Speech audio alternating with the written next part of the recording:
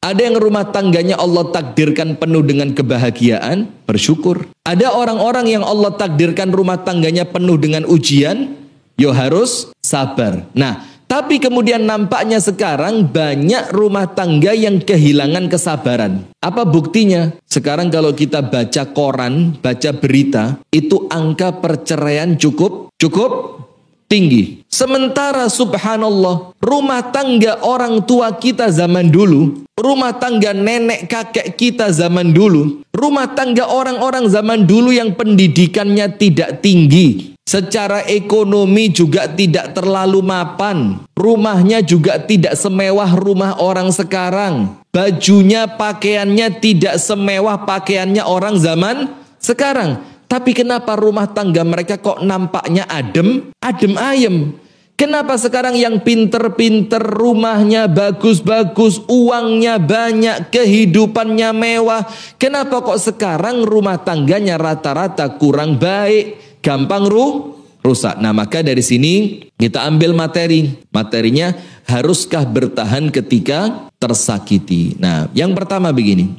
Niatan awal berumah tangga itu penting. Apa Bu? Niat awal. Panjenengan tulis. Poin pertama, ini yang belum nikah lebih penting. Yang sudah nikah, insya Allah jadi obat.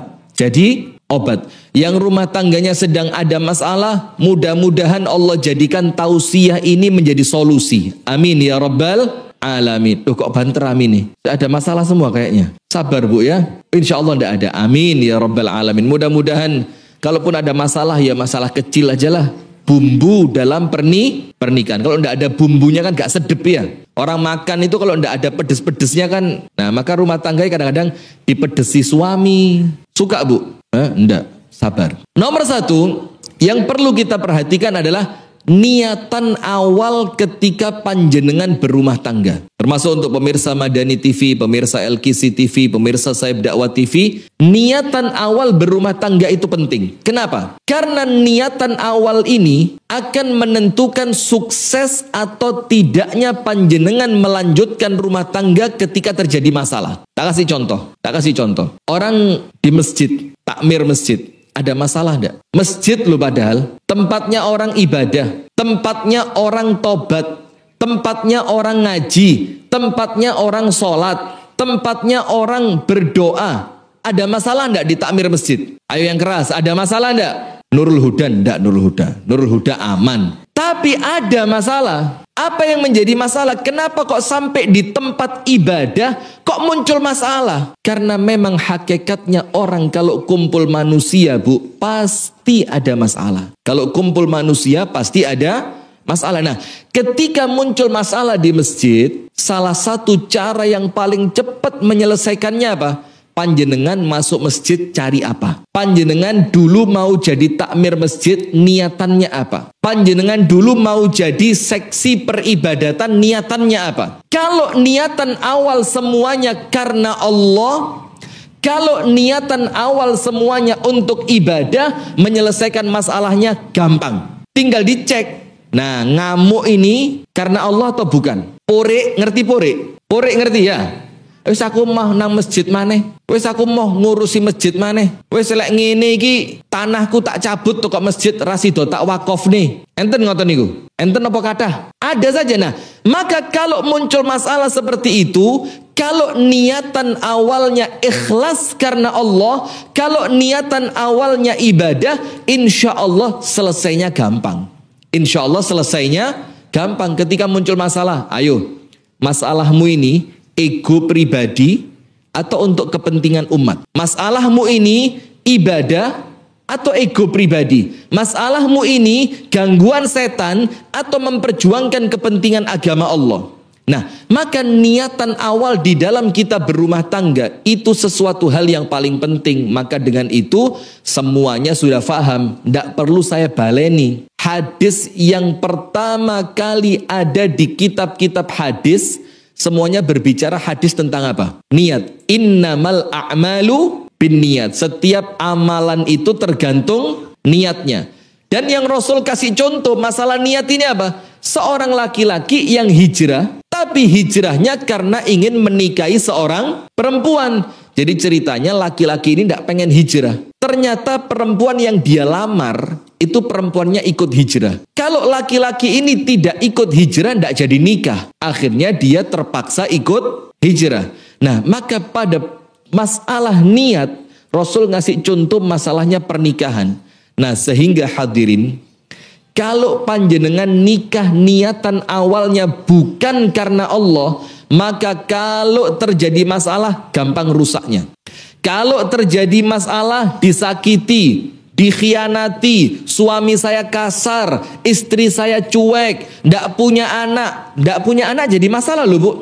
Kalau niatan awal bukan ibadah, kalau niatan awalnya bukan karena Allah, cepat pernikahan itu akan rusak. Nah sekarang Ustadz, apa sih pentingnya ibadah dalam rumah tangga? Apa sih pentingnya meniatkan ibadah di dalam berumah tangga?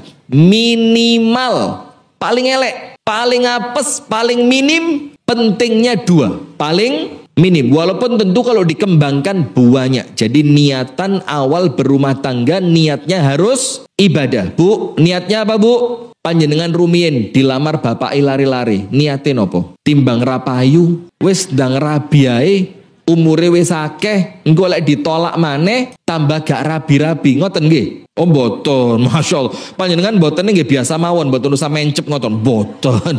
Santai aja ya. Nah, banyak orang nikah itu niatannya bukan ibadah. Oh mumpung sing lamar ganteng, mumpung sing lamar sugih. Oh mumpung enek sing gelem ngelamar. Laki-laki juga gitu. Ah mumpung gelem dijak rabi. Ah mumpung entuk pacar ayu. Nah kalau niatan awalnya tadi sudah salah, ini bahaya. Kenapa? Nomor 1, apa pentingnya meniatkan rumah tangga untuk ibadah? Nomor 1, ketika orang meniatkan rumah tangganya untuk ibadah, maka pasti Allah akan beri pertolongan. Kenapa? Sama Allah ditolong. Karena dia mengatakan, ya Allah, ibadahku ini untukmu ya Allah. Dan rumah tanggaku untuk ibadah. Berarti rumah tanggaku ada ya Allah untuk mengabdi kepadamu. Ketika ada orang mengabdi kepada Allah, ditolong tidak sama Allah? Ditolong. Walladzina jahadu fina lanahdiyannahum subulana. Orang yang bersungguh-sungguh meniti jalan kami, mengikuti aturan Allah, meniatkan rumah tangganya untuk beribadah kepada Allah, Allah akan beri jalan setiap dia ada masalah. Allah akan mudahkan setiap urusannya. Nah maka nomor 1 hadirin, kalau kita meniatkan rumah tangga kita untuk beribadah kepada Allah, maka pasti pertolongan Allah tidak pernah lepas dari rumah tangga kita. Ada masalah keuangan, Allah kasih kelancaran. Ada masalah miskomunikasi, Allah mudahkan untuk diselesaikan. Ada masalah dengan mertua, ada masalah dengan ipar, ada masalah dengan keluarga besar, Allah pasti campur tangan untuk menyelesaikan rumah tangga itu, karena rumah tangga itu diniati dari awal untuk mengabdi beribadah kepada Allah. Tidak mungkin Bu, kalau niat mengabdi kepada Allah sama Allah dicul nih, tidak mungkin. Pasti sama Allah dibimbing, pasti sama Allah dijaga. Itulah syiarnya umat Islam. Inna solati wa nusuki wa mahyaya wa mamati lillahi rabbil alamin. Salat, inna solati, salatku, wa nusuki, ibadahku termasuk rumah tanggaku, wa mahyaya, hidupku, wa mamati, kematianku kelak untuk siapa? Lillahi rabbil alamin. Itu pentingnya kalau rumah tangga diniati ibadah, Allah pasti memberi pertolongan. Yang kedua, apa pentingnya rumah tangga itu diniati ibadah? Untuk menguatkan rumah tangga ini, kenapa harus diniati beribadah kepada Allah? Nomor 2 hadirin, ingat, manusia punya musuh enggak? Manusia punya musuh enggak? Musuh utamanya manusia siapa? Setan. Inna syaitana lakum aduwwum mubin. Setan itu untuk kalian adalah musuh yang nyata. Berarti hadirin, salah satu tujuan utama setan, itu kan setan ini kan yang penting manusia masuk neraka. Wis ngono ae wis, sing penting menungso melbu neraka. Kemudian setan ini tiap hari laporan sama iblis. Iblis, saya bikin dia bermaksiat. Kata iblis, biasa. Yang lain lapor lagi, iblis, saya bikin dia makan pakai tangan kiri. Apa kata iblis? Biasa. Iblis, saya bikin dia durhaka kepada orang tuanya. Iblis bilang, biasa. Semua laporannya setan dalam rangka menyesatkan manusia. Sama iblis dibilang apa? Ma fa'alta syai'an. Panjenengan gak kerja blas. Itu bukan kerjaan katanya iblis. Terus datang satu setan laporan. Apa katanya setan? Iblis lapor. Sip, apa laporannya? La ufariqahuma, saya tidak tinggalkan mereka berdua, suami dan istri itu, hatta sampai kapan? Sampai aku jadikan mereka bercerai. Jadi katanya setan, gak tak tinggal blas. Sama sekali mereka ini tidak saya tinggal. Sampai kapan? Sampai aku jadikan si suami bercerai dari istrinya. Setiap ada masalah sama setan dibesar-besarkan. Ada omongan sama setan dibikin panas. Ada sesuatu yang tidak baik sama setan ditampakkan semakin jahat. Nah, karena setan itu ingin merusak rumah tangga kita hadirin, maka kalau rumah tangga kita niatnya ibadah, Allah akan jauhkan setan dari rumah tangga kita. Allah akan jauhkan siapa? Setan. Maka termasuk yang penting itu apa? Doa hubungan suami istri. Panjenengan tahu keutamaannya. Rasulullah bersabda, barang siapa ketika berhubungan suami istri membaca doa Allahumma jannibna syaitan wa jannibis syaitana ma razaqtana. Ya Allah, jauhkan kami dari gangguan setan dan jauhkan calon anak kami juga dari gangguan setan. Rasulullah bersabda, kalau Allah takdirkan malam itu dia bisa punya anak dari hubungan malam itu, maka dijamin oleh Nabi Muhammad anaknya tidak akan diganggu setan sampai mati. Penting apa ndak doa ini? Lah panjenengan dulu baca napa mboten? Oh mosok. Baca berapa kali?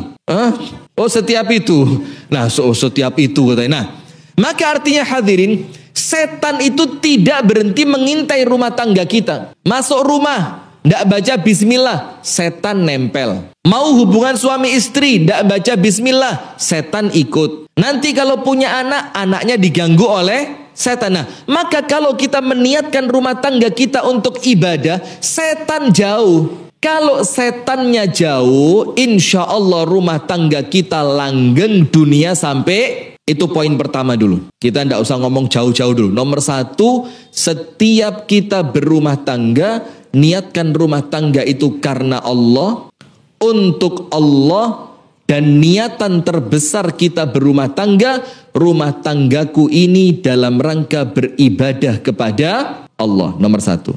Nomor dua, panjenengan tulis, tidak ada manusia yang tidak diganggu oleh manusia yang lain. Tidak ada manusia yang tidak diganggu oleh manusia yang lain. Contoh, nanti panjenengan wangsul pulang, panjenengan buka surat Al-Furqan. Surat apa? Al-Furqan. Ayat 20.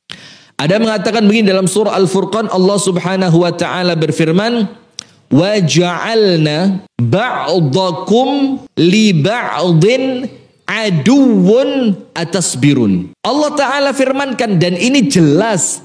Artinya kalau panjenengan berumah tangga gak siap diganggu, mendingan gak berumah tangga. Kalau panjenengan mau ketemu mertua gak siap diganggu, mendingan gak usah punya mertua. Bagaimana caranya? Ojo rabi, gak usah nikah.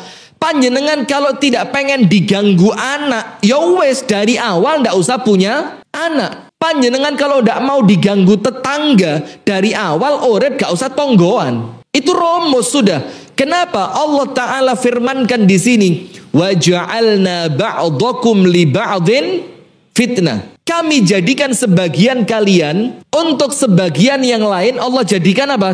Ujian. Ujian itu apa? Fitnah. Suami diuji lewat siapa? Istri. Istri diuji lewat suami. Orang tua diuji dengan anak. punya anak ujian, tidak punya anak juga ujian. Anak diuji oleh siapa? Orang tua, kan begitu. Nah, intinya di akhir ayat Allah firmankan apa? Wa ja'alna ba'dakum li ba'din fitnatan atasbirun.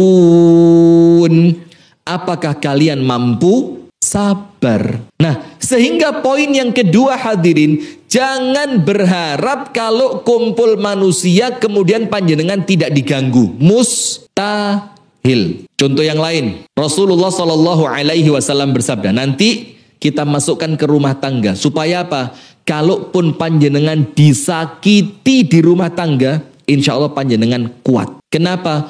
Tujuan kita bukan dunia tapi akhirat. Leres boten bu? Leres boten? Kalau yang terlanjur cerai ya apa? Terus takdir, tidak apa-apa ya. Jadi uang urip di dunia itu gak usah digawe ruwet. Nikah jodoh, pisah ya jodoh nintek. Gak usah dibikin terlalu, oh pegatan, ya mesti mbak. Wong sing lanang ratau mulai. Kadang-kadang ada yang bilang gini, pegatan, iya ya mesti. Aku lek dadi sing lanang, pera sampai saulan tak ulihno iku. Rata wadus. Coba, tidak usah jadi omongan, sudah. Bismillah, sing santai. Tidak usah mikir orang lain, mikirlah kemaslahatan diri kita masing-masing. Tidak usah mikir masalahnya orang lain, masalah kita sudah terlalu lalapo kok ngurusi jengsri lek tuku sayur ngenyangi sampai otote metu kabeh. Buat apa? Wes lah, gak usah mikir.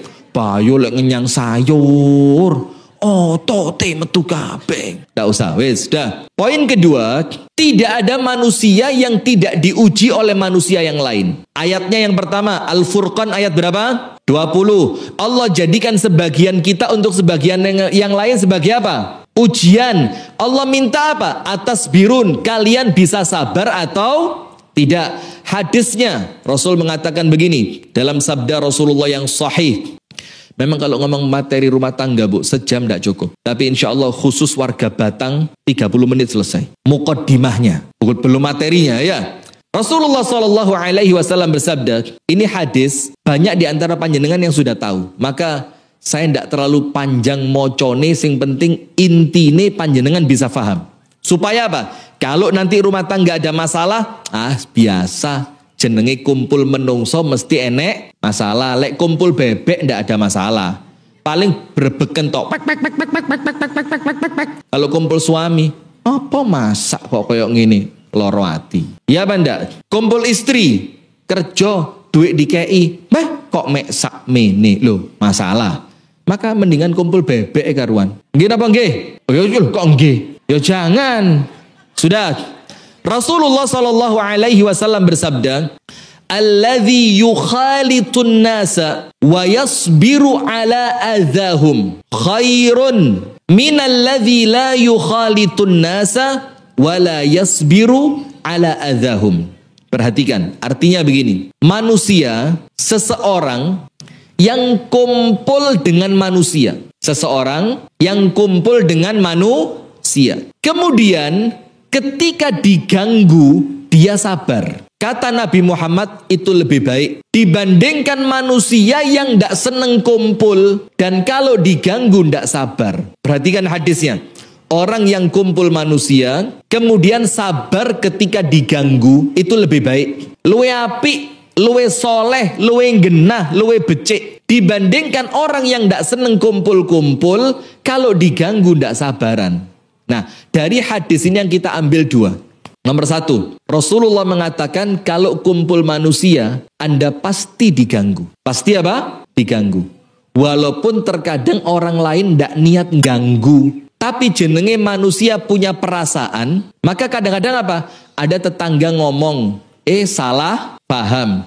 Ada tetangga melakukan apa? Dianggap pamer. Padahal ndak niat pamer, ndak niat ganggu. Tapi jenenge kumpul wong akeh, muncul masalah. Salah faham, salah pengertian, salah denger, salah reaksi. Nah, maka Rasul katakan kalau kalian kumpul manusia, pasti diganggu. Tapi orang yang sabar ketika diganggu itu baik. Nah, apalagi di rumah tangga. Di rumah tangga itu bu, kumpulnya bukan sebulan sekali. Kumpulnya berapa kali? Sebulan berapa kali panjenengan? Bus, Astagfirullahaladzim. Kalau namanya rumah tangga kumpulnya setiap hari, setiap waktu, maka yang kumpul saulan sepisan ae ono masalah, apalagi yang kumpulnya setiap hari. Ketemu iki maneh bayo, iki maneh kok gak genti-genti bojoku pancet ae. Lah ini akan rentan muncul apa? Masalah. Nah, maka kuncinya satu, Rasul katakan, kalau memang kamu siap kumpul dengan manusia, harus siap diganggu. Syaratnya apa? Sabar. Itu poin kedua. Ingat poin pertama, kalau pengen rumah tangganya baik, niatkan rumah tangga untuk ibadah. Kenapa rumah tangga yang niatnya ibadah pasti baik? Sama Allah ditolong dan jauh dari gangguan setan. Nomor dua, rumah tangga kumpul manusia atau tidak? Kumpul, namanya rumah tangga. Suami Anda manusia, istri panjenengan manusia. Rasul mengatakan kalau kumpul manusia pasti diganggu. Berarti tidak ada rumah tangga kecuali pasti di dalamnya ada gangguan. Cek, Masya Allah, istrinya baik, top, sabar, tapi morotuone bayo koyok macan. Loh, masalah. Suaminya baik, suaminya baik, top, luar biasa. Iya, tapi duwe Mbak Yu kewereng. Lek teko nang omahku bayo lo, kulkas dibukai, kompor dicek. Masa apa, Nduk? Bayo bendino tempe. Nih coba. Jadi kadang-kadang suami istrinya baik, sekitarnya yang tidak baik, orang tuanya, saudaranya, temennya. Nah, maka dengan itu poin kedua, jangan berharap rumah tangga tanpa masalah. Jangan berharap berumah tangga tanpa gangguan. Nah, sekarang poin ketiga. Lihat hadirin, ini perhatikan. Insya Allah kalau panjenengan perhatikan dengan baik, panjenengan akan ngomong iya, tiba no bener. Nah, maka perhatikan dengan baik. Jangan goyang dulu. Sip. Yang duduknya yang pas dulu. Coba. Ibu-ibu yang di atas duduknya yang pas, nggih? Sip. Ini kok alhamdulillah pas tidak panas. Katanya kalau di sini menjelang jam 7 panas. Ini sudah setengah 8 tidak panas-panas. Mudah-mudahan sampai beduk begini terus. Amin. Poin ketiga. Panjenengan perhatikan. Bu, manusia terbaik di muka bumi siapa? Manusia paling baik, akhlaknya paling sempurna, ibadahnya paling sempurna. Siapa? Saya mau tanya, rumah tangganya ada masalah enggak? Enggak usah tonggo sebelah. Nabi Muhammad, rumah tangganya ada masalah enggak? Berani panjenengan ngomong ada? Saya serius loh ini. Astagfirullah. Bu, dibaleni. Manusia terbaik siapa? Yang ibadahnya paling baik siapa? Yang akhlaknya paling baik siapa? Nabi Muhammad. Ada masalah di rumahnya? Ada masalah? Tapi selesai apa enggak? Selesai. Wes, sampai situ berhenti dulu. Bapak-bapak. Pak, panjenengan kalian Nabi Muhammad mana lebih baik, Pak? Mana lebih baik, Pak? Panjenengan atau Nabi Muhammad? Nabi Muhammad saja, Pak, pernah sesekali itu sama istrinya dalam tanda kutip nun sewu nggih, disentak. Disentak ngerti? Disentak itu apa? Nyentak. Istrinya nyentak. Nabi Muhammad sabar. Panjenengan kalau disentak istri ya apa? Nah, sudah. Sampai sini sepakat ya. Manusia terbaik di dalam rumah tangga kenabian yang terbaik, yang Nabi Muhammad Allah jadikan uswatun hasanah, rumah tangganya tidak pernah luput dari masalah. Poin ketiga, kuncinya satu. Poin ketiga, kuncinya berapa? Satu. Memahami bahwa suami dan istri masing-masing punya kelemahan dan kelebihan. Nomor tiga apa? Suami dan istri memahami bahwasannya masing-masing suami dan istri keduanya punya kelemahan dan kelebihan. Ada suami bener terus ada istri bener terus ada. Katanya gitu. Katanya perempuan tidak pernah salah. Oh katanya iya betul kan? Kata siapa? Panjenengan yang ngomong kok. Perempuan-perempuan tuh wong wedok iki nurut ta Mas. Nurut wong wedok iki penak-penak. Siapa bilang? Sudah. Sekarang kalau kita paham tidak ada suami maupun istri yang sempurna 100%, maka mereka pasti punya kelemahan dan kelebihan. Kuncinya satu, jangan lihat kelemahannya tapi fokus pada kelebihannya. Jangan apa?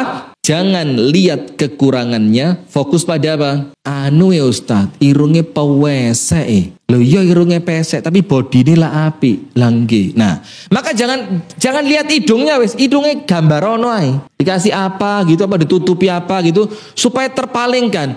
Kalau perempuan juga gitu, anu ya bapaknya lari-lari niku wendek, tapi soge. Enggih soge, tapi ndek. Loh, aja didelok ndek, didelok apa nih? Nah, maka Rasulullah Shallallahu Alaihi Wasallam itu begini, lihat, hati-hati loh Bu, saya ngomong begini gayanya guyon, tapi maksud saya serius. Tujuannya apa?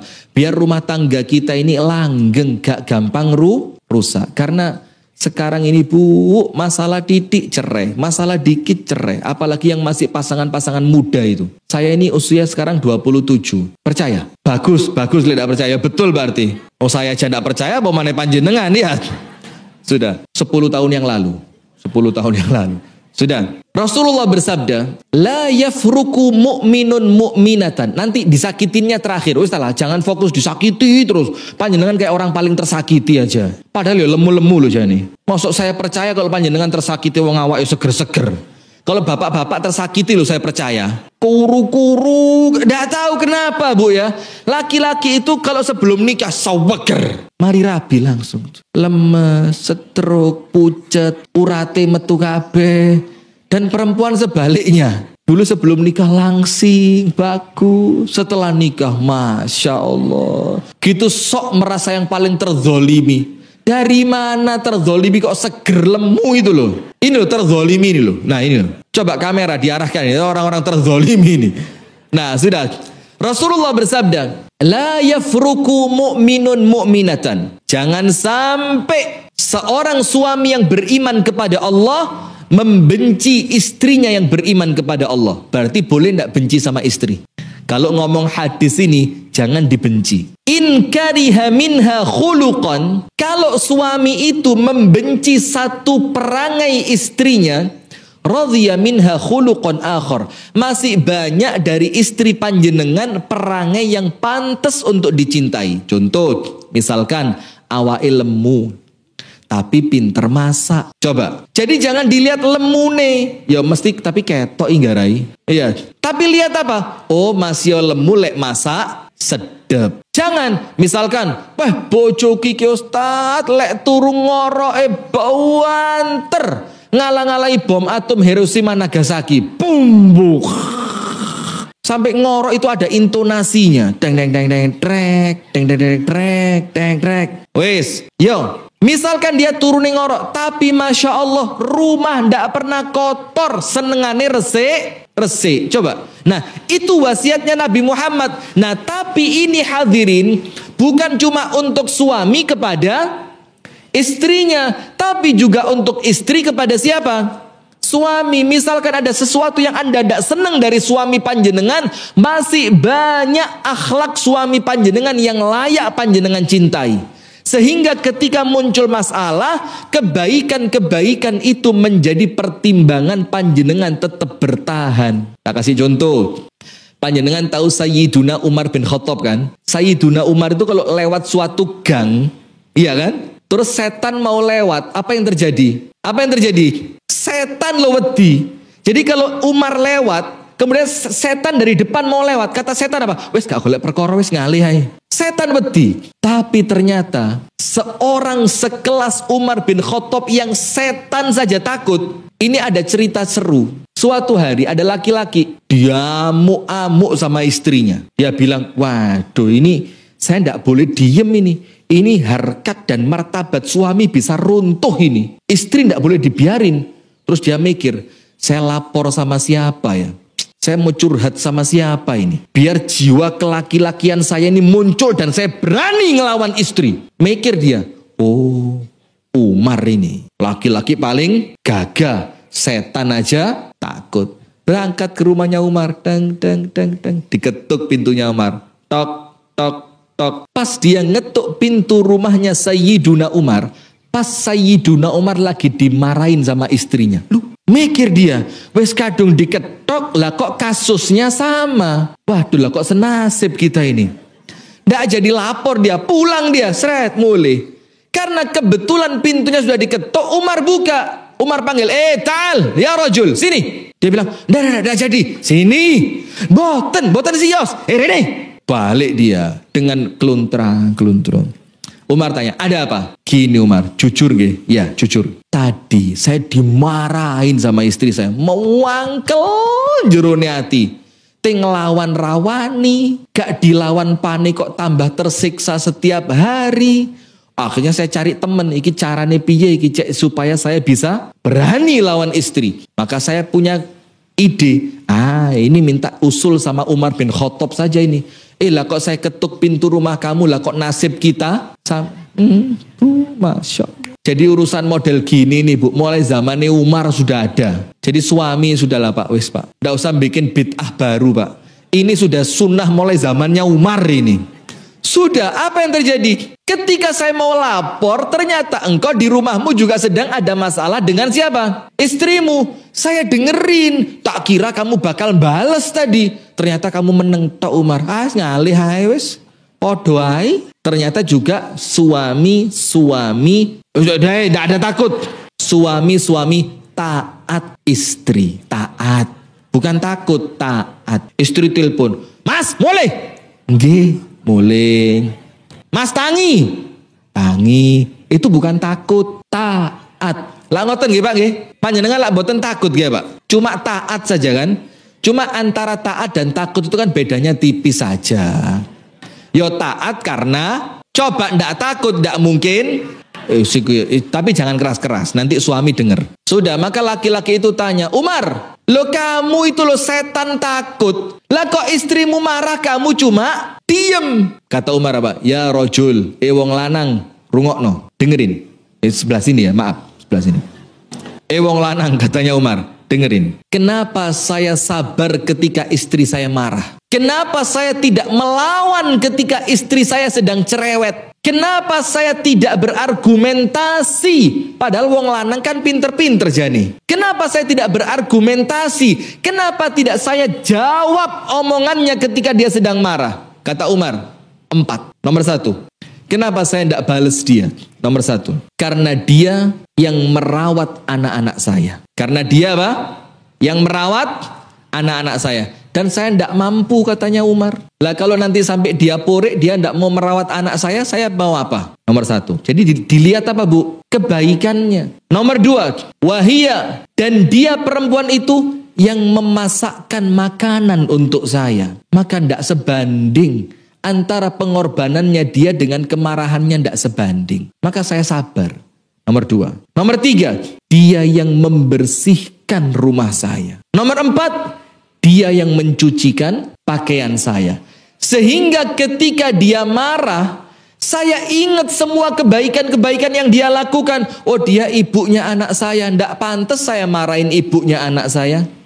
Oh, dia yang ngerapiin rumah, nyuciin pakaian, masakin makanan. Mana mungkin saya akan marah kepada seseorang yang jasanya kepada saya begitu besar. Nah, ini bukan cuma untuk laki-laki kepada perempuan, tapi sebaliknya sama Bu. Kalau pas suami marah, panjenengan yo inget kebaikannya suami. Oh, suamiku kerja kesel di jopo. Oh, suamiku ini Masya Allah berkorban untuk rumah tangga. Oh, Masya Allah suamiku ini yang bayari sekolahnya anak-anak. Maka ketika kita memahami tidak ada pasangan yang sempurna, maka rumusnya apa? Jangan fokus pada keburukannya, tapi fokus pada apa? Kebaikannya. Sementara setan sakwali setan itu yang ditampakkan di hadapan kita apa? Jeleknya. Contoh, gini Bu.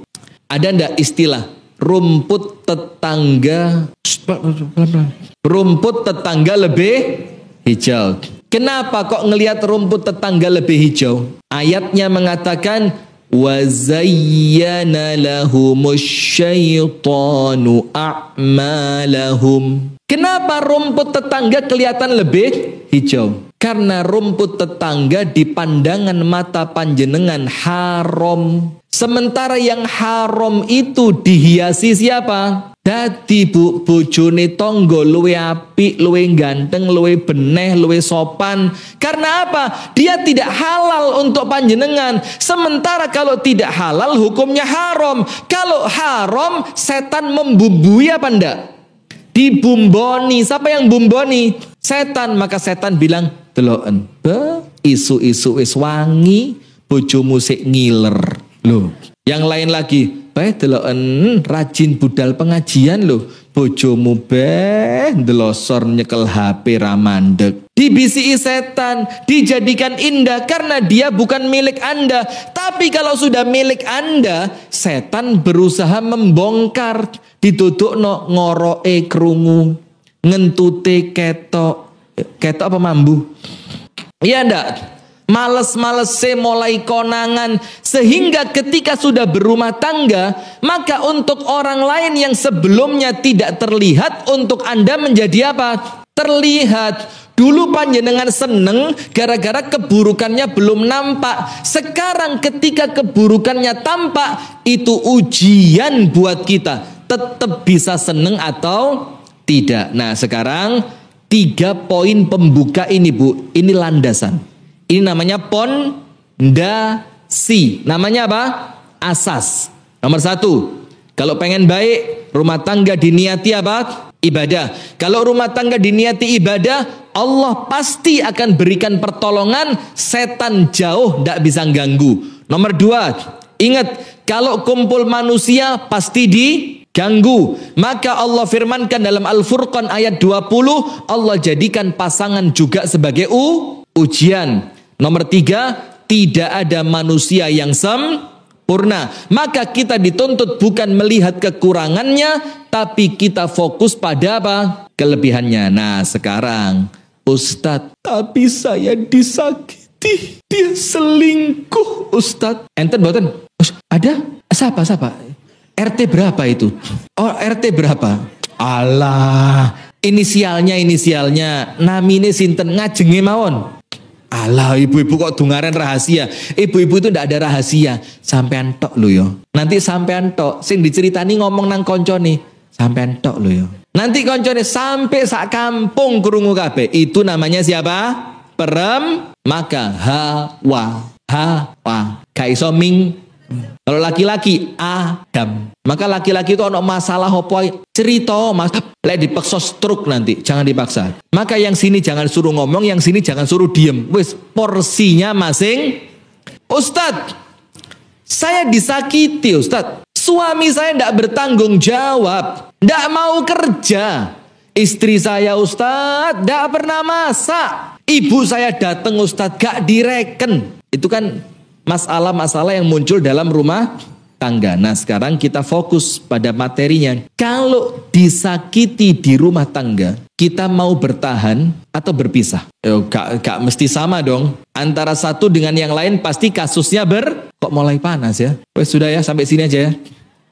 Wah. Nah begini Bu, sekarang kita masuk ke materi. Kalau kita sedang tersakiti oleh pasangan kita, nah ini tolong didengarkan dengan baik supaya panjenengan tidak salah faham dengan ceramah saya. Karena nun sewu, ngomong masalah rumah tangga ini Bu, banyak terjadi salah faham. Saya pernah ceramah, bukan ceramah, podcast. Podcast itu berbincang santai sama Al-Akh Abu Shanum tadi. Itu saya ngomong begini, cerai itu ibadah. Saya bilang apa?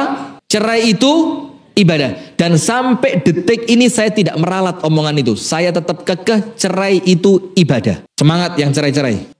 Masya Allah. Ada pendukungnya ternyata ya. Jadi takbir. Subhanallah. Saya kekeh dengan pendapat saya. Tapi ingat, jangan salah faham. Dengerin dulu. Kenapa saat itu saya katakan cerai itu ibadah? Ada beberapa faktor. Nomor 1, karena materi pengajiannya, materi podcastnya memang membangun kembali kehidupan pasca perceraian. Jadi materinya itu, karena banyak orang setelah bercerai Bu, terpuruk. Seakan-akan dunia itu sudah kiamat. Wes gak wani metu omah, gak wani rabi maneh, gak wani kerja. Maka karena materinya itu, kita kasih sesuatu yang bikin orang yang cerai itu besar hati. Yang kedua, karena apa? Karena wes kedaden. Sudah terlanjur apa? Terjadi. Kalau belum terjadi, jangan ngomong, saya mau ibadah lah. Ibadah apa yang kamu pilih? Cerai. Loh, ngawur ini ya. Nah, karena kasus yang sedang kita bahas, orang yang sudah terlanjur apa? Cerai. Dan yang ketiga, ini penting. Panjenengan dengarkan fokus nggih. Pak, rokoknya dimatiin dulu Pak. Itu yang belakang. Udah ada ya, tak kira ada. Bu, yang petan tolong berhenti sebentar. Bu. Iya, tuh mau panjenengan kata. Iya, saya tahu. Tapi nanti aja petannya. Itu loh, yang jilbab hitam. Bu, jilbab hitam. Banyak hitam ya. Sudah. Kenapa saya bilang cerai itu ibadah? Nomor satu, cerai itu yang mensyariatkan siapa? Adanya perceraian yang mensyariatkan siapa? Loh, saya ulang. Cek panjenengan sedoyo dong. Cerai itu Pak, yang menjadikan adanya syariat perceraian di dalam Islam, itu yang bikin syariatnya siapa? Siapa yang bikin syariatnya? Allah.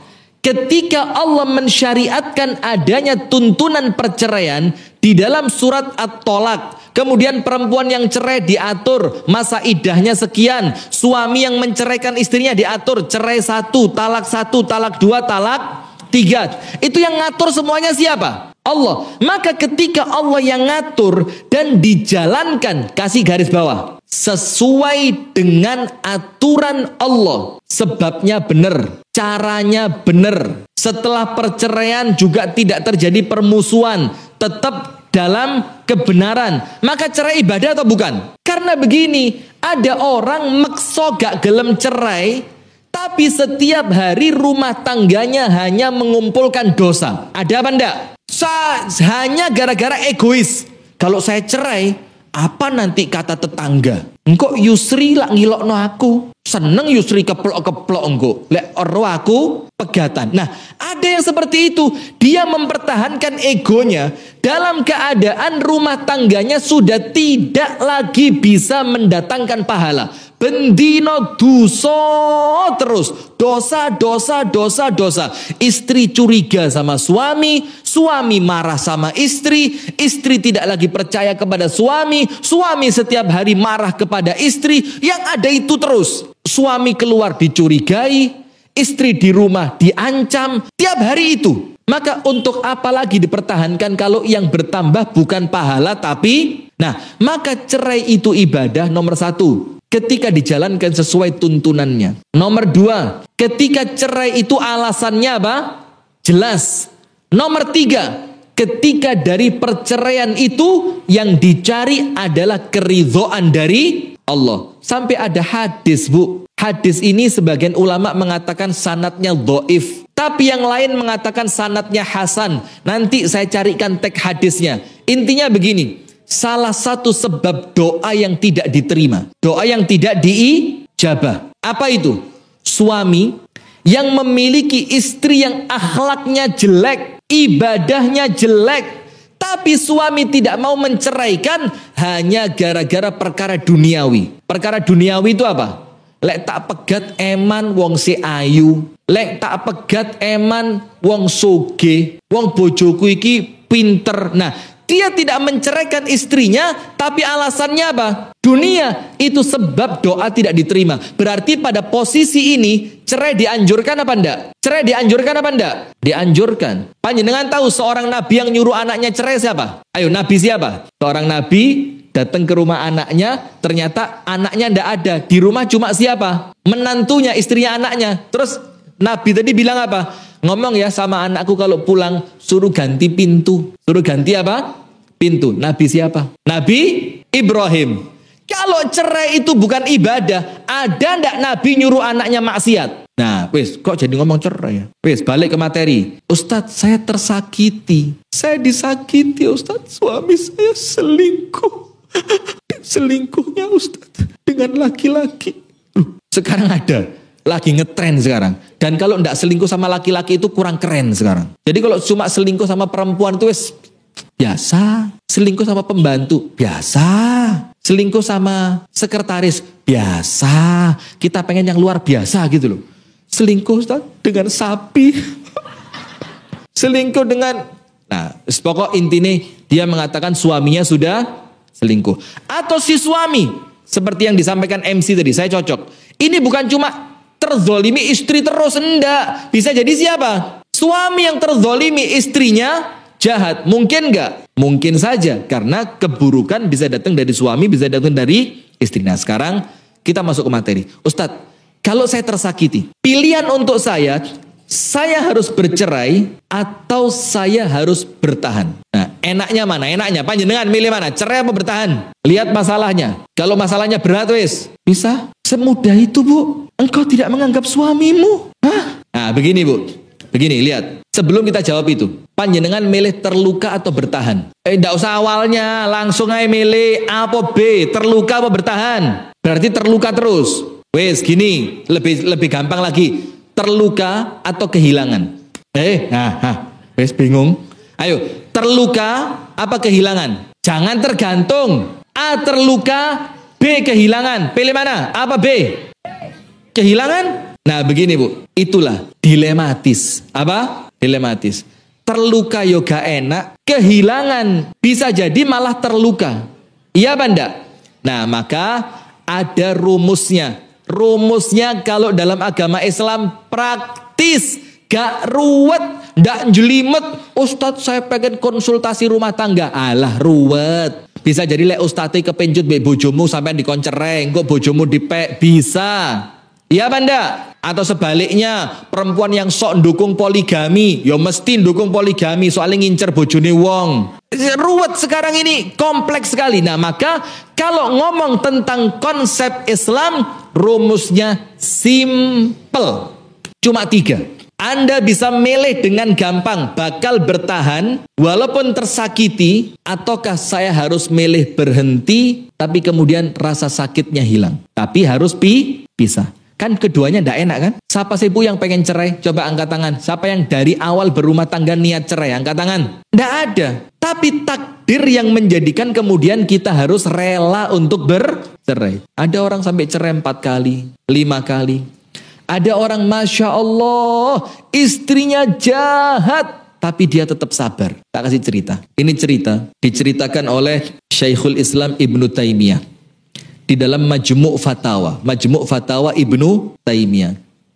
Ceritanya begini. Ada seorang laki-laki soleh betul. Wes tala, api. Saya minta waktunya tambahan dikit Ustadz ya. Ibu-ibu tambah sedikit lagi ya. Ini karena penting ini. Panjenengan enggak apa-apa, saya yang apa-apa. Ayo opo. Enak ae. Ada jam ngawur. Itu. Panjenengan lek guyu kok ya sumringah heram. Ndak guyon. Gini Bu. Ada laki-laki soleh. Istrinya Masya Allah solihah luar biasa. Dan ini cerita bukan dongeng. Kisah nyata. Yang cerita siapa? Ibnu Taimiyah. Di mana kitabnya? Majmu' Fatawa. Laki-laki soleh ini kerjaannya di pasar. Setiap selesai sholat zuhur. Jadi dia gini. Buka pasar pagi. Menjelang adzan zuhur tutup. Dia ke masjid. Habis zuhur pulang ke rumah istrinya makan siang. Nanti balik lagi ke pasar sampai kemudian pasarnya tutup. Tiap hari begitu. Suatu hari Bu, ada pelanggan perempuan datang. Nah ini loh perempuan biasanya datang. Cantik jelita. Perempuan itu dikatakan perempuan yang solihah. Kemudian ngomong sama pedagang di pasar tadi. Mas, zawijni, nikahin saya. Nah laki-laki itu nolak. Oh, enggak mungkin. Kamu enggak kenal saya. Dan saya pun enggak kenal kamu. Mosok ketemu di pasar moro-moro rabi. Kata perempuan itu, nikahin saya. Saya sudah punya istri. Enggak apa-apa. Saya punya anak. Enggak apa-apa. Saya enggak bisa nginep di rumah kamu. Enggak bisa nginep. Enggak apa-apa. Saya enggak bisa ngasih nafkah buat kamu. Enggak apa-apa Mas. Wong lanang ndi Pak sing kuat lek di ngono nih Pak. Coba. Ini Mas ya Ustadz level menteri gitu ya tetap katut toh Pak. Wong dibilang sudah punya istri. Enggak apa-apa. Punya anak. Enggak apa-apa. Enggak bisa nginep. Enggak apa-apa. Enggak bisa memberi nafkah. Enggak apa-apa, perempuannya cantik. Kira-kira kalau panjenengan rabi gak? Jujur. Maka ibu-ibu jangan kemakan gombalan suami. Wes tala wong lanang podo kabeh. Kucing kok ditawani gereh. Nah, sudah kan? Akhirnya laki-laki itu Bu, singkat cerita nikah. Bagaimana dia membagi waktunya? Sekarang kalau siang, selepas sholat zuhur, dia tidak pulang ke rumah istri yang pertama. Tapi dia pulang ke rumah istri barunya. Istrinya curiga, Bu. Loh, biasanya kalau makan siang di rumah, nanti selesai makan siang dia istirahat baru balik ke pasar. Sekarang kok pulangnya sore terus, tidak pernah istirahat siang. Ditanya makan siang di mana, katanya makan siang yang penting tidak di rumah. Tidak bohong suaminya. Lama-lama si istri tadi, oh serius, ngurungoknya serius. Oh, si istri tuh ngirim pembantu. Pembantu, coba dong dicek tuan kamu ini sekarang kalau siang makannya di mana, istirahatnya di mana. Kok dia sekarang tidak pernah pulangnya sore. Sudah dicek sama pembantunya. Ternyata ketahuan si suami sudah punya istri lagi. Sabar. Coba tarik napas dulu biar gak kaget ya. Sudah. Setelah itu pembantunya pulang, seret lapor sama ibunya. Bu, saya tadi cek, saya tanya ke tetangga-tetangga, katanya sudah nikah dan itu istri sahnya. Berarti sekarang suami kamu istrinya 2, Bu. Apa kata ibunya tadi? Istri pertamanya bilang apa? Selama tuanmu tidak cerita, tetap seperti biasa, kita pura-pura tidak tahu. Wis mendengo. Jangan menampakkan seakan-akan kita sudah tahu. Tetap layani seperti biasa. Jangan ditanya, jangan nyindir. Dengaren gak boleh. Nggak usah. Wis tenang. Dengaren sore-sore kok sik wangi, biasanya wis kumus-kumus. Nggak usah. Wis tetap seperti biasa dalam keadaan istrinya sudah tahu suaminya nikah lagi tanpa seizin istri Coba hebat ndak istri pertamanya? Mau ndak seperti itu? Loh, hebat boten? Solihah apa tidak? Ahli surga apa ndak? Panjenengan mau? Saya kok ndak connect ya? Batang ini kok saya ndak bisa klik saya. Terus panjenengan maunya yang kayak apa? Gak mesti mlebu surga tapi mau. Sudah. Apa yang terjadi, Bu? Sudah. Akhirnya hidup mereka jalan seperti biasa. Sekarang tuannya kalau siang ndak pernah pulang, si ibu pura-pura tidak. Yo ndak pernah tanya, ndak pernah sok-sokan nyindir, ndak pernah ndak pernah. Santai tok. Suatu hari si suami sakit yang menjadikan suami itu ndak bisa keluar rumah. Istri pertama bingung, Bu. Ya Allah. Pasti istri keduanya bingung. Karena sekarang suaminya ndak pernah datang karena sakitnya di rumah istri pertama. Bingung dia, Bu. Diskusi sama pembantunya. Ya apa? Diberitahu ndak istri keduanya kalau suaminya sakit? Lah kalau nanti diberitahu, nanti suami panjenengan tahu kalau panjenengan sudah tahu dia nikah 2. Aduh ya apa ya? Wis, ndak usah diberitahu, wis ndak apa-apa. Kita rawat aja. Mudah-mudahan cepet sembuh. Coba, Bu. Baik apa ndak? Mau? Pancet ay. Sudah. Sampai terakhir si suami meninggal dunia. Si suami apa? Meninggal dunia. Setelah sekian lama tidak pernah datang ke rumah istri kedua. Setelah suami meninggal dunia, dia manggil tukang bagi waris, seorang ulama. Ulama, tolong dibagikan. Punya toko di sini, punya rumah di sini, punya tempat di sini, uangnya sekian. Yang dia punya dari saya punya anak sekian. Dan dia punya istri kedua tapi tidak punya anak. Tolong dibagikan warisnya. Setelah dibagi, pembantunya disuruh ngirim. Pembantu, kamu kan tahu rumahnya istri keduanya tuan kita kan? Tahu. Kirim ke rumahnya dia, ngomong sama dia, minta maaf suaminya tidak pernah datang karena suaminya sakit. Dan hari ini meninggal, ini uang jatah warisannya dia sebagai istri kedua. Baik ndak? Mau? Pancet. Sudah. Kirim, Bu. Kirim. Diketuk pintunya, bilang, saya pembantunya Fulan bin Fulan yang dia suami kamu. Diberitahu sama istri pertamanya, dimintakan maaf sebesar-besarnya. Karena setelah sekian waktu, suamimu tidak pernah datang. Kenapa? Karena suamimu dan suami dia sedang sakit, tidak bisa keluar rumah. Hari ini dia meninggal dan ini oleh istri pertama dibagikan jatah waris untuk dirimu sebagai istri keduanya. Seret. Apa kata istri kedua? Masya Allah, barakallahu fiha. Semoga Allah memberkahi istri pertama. Kembalikan uangnya sama dia. Karena 2 hari sebelum suaminya sakit, suaminya sudah menceraikan saya. Karena suaminya keroso setelah ini tidak bisa lagi datang daripada zolim, maka saya diceraikan. Nah, cerita ini bagus apa enggak? Bagus. Tapi intinya satu. Intinya berapa? 1. karena suaminya takut zalim, nanti ketika kezaliman itu berlanjut akan semakin menambah dosa, maka aku diceraikan. Berarti aku bukan lagi istrinya, berarti jatah waris semuanya milik istri Nah, sekarang kita masuk. Intinya begini, Bu. Ada 3 poin. Panjenengan bertahan atau panjenengan memutuskan berpisah. Ketika di rumah tangga Anda merasa tersakiti, terzolimi, dan semua pilihan mutlak di tangan panjenengan, tidak boleh ada orang lain campur tangan, dan tidak boleh ada orang lain mengatakan keliru. Tidak. Nomor 1, cek kekuatan Anda untuk bersabar. Nomor 1, cek apa? Kekuatan masing-masing dari pasangan untuk sabar. Berarti begini, oh suami saya kereng, iya, tapi saya bisa kok sabar. Maka minta pisah atau tetap bertahan? Kenapa dia tetap bertahan? Karena dia tahu kapasitas dirinya, aku masih mampu sabar.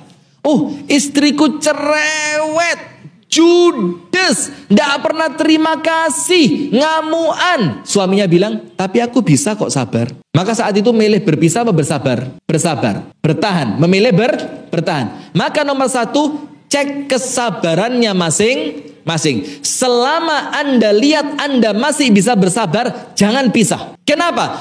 Karena kesabaran itu berbuah apa? Surga. Allah firmankan dalam Al-Quran, innama yuwaffas sabiruna ajrahum bighairi hisab.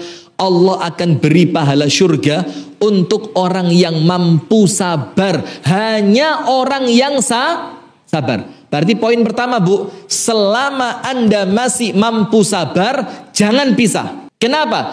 Karena kesabaran Anda bisa mendulang pahala Nomor 2, apakah rumah tangga ini masih bisa dipakai untuk ibadah atau tidak? Kedua apa? Masih bisa digunakan untuk ibadah atau tidak? Ibadah itu begini, Bu. Aku masih bisa tidak melayani suamiku dalam keadaan suamiku seperti itu? Kalau si suami, aku masih bisa tidak berbakti kepada istriku dalam keadaan istriku seperti itu? Itu namanya rumah tangganya masih bisa dipakai ibadah atau tidak. Kalau masih ada nilai ibadah, pertahankan. Kenapa? Ibadah bernilai pahala. Nah, contoh gampangnya begini. Ada seorang ulama, istrinya kerengpol. Istrinya apa? Kerengpol. Sampai muridnya yang tidak sabar. Suaminya sabar, muridnya tidak sabar. Muridnya bilang apa? Guruku, aku tidak melihat istrimu kecuali sudah pantas untuk dicerai. Apa kata suaminya? Tidak, aku beribadah kepada Allah lewat menahan diri atas keburukannya. Suatu hari apa, Bu? Dia punya anak. Anaknya jadi anak yang paling soleh di zamannya. Terus orang-orang yang iri ngelihat anaknya baik, itu orang-orang itu tanya sama si suami tadi, Pak, apa resepnya? Kok panjenengan bisa punya anak sesoleh itu? Kok bisa punya anak sebaik itu? Apa kata bapaknya? Sabri ishrina sana ala adha ummiha. Aku sabar 20 tahun atas kejahatan ibunya, atas keburukan ibunya.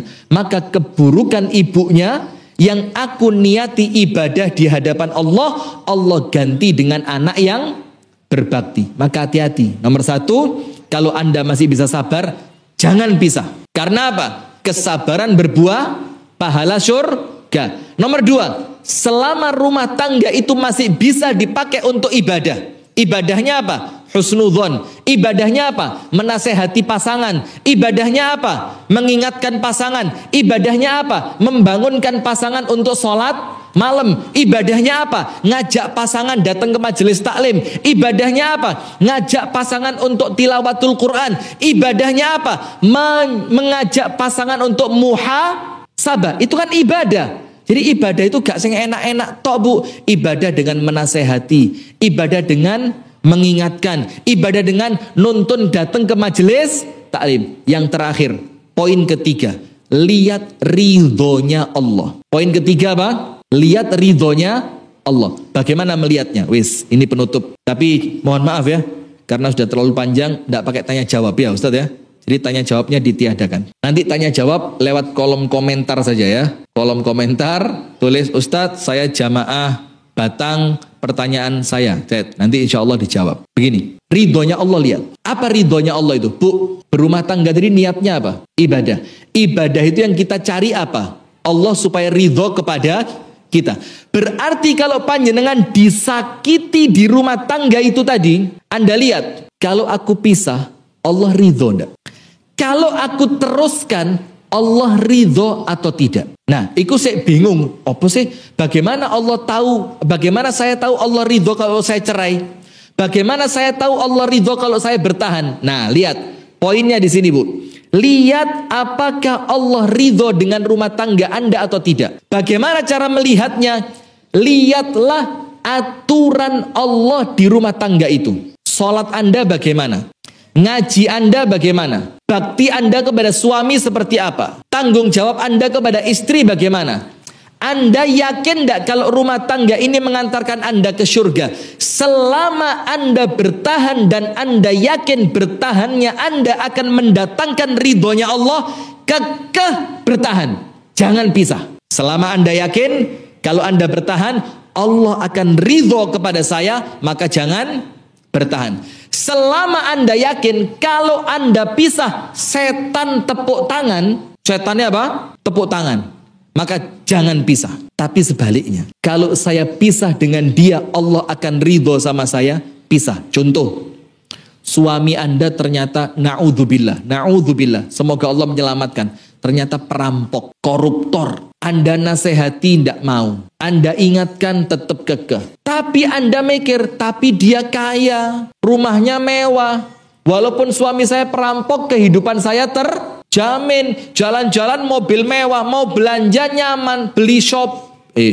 Saya lihat sholat itu, kalau sudah kerungu, Shopee. Aduh, ya Allah. Iki wong sholat kok saya iklan, Shopee. Aduh. Tolong ibu-ibu kalau sholat Bu ya, HP-nya dimatikan. Kalau enggak panjenengan nanti yang mati. Iya, wong sholat ya, Shopee. Aduh, astagfirullahaladzim ya. Maka lihat, misalkan, na'udzubillah, suami panjenengan perampok, koruptor, penjahat, diingetin tidak mau, tapi panjenengan masih kepikiran donyone. Maka panjenengan pikir, kalau saya bertahan karena dunia.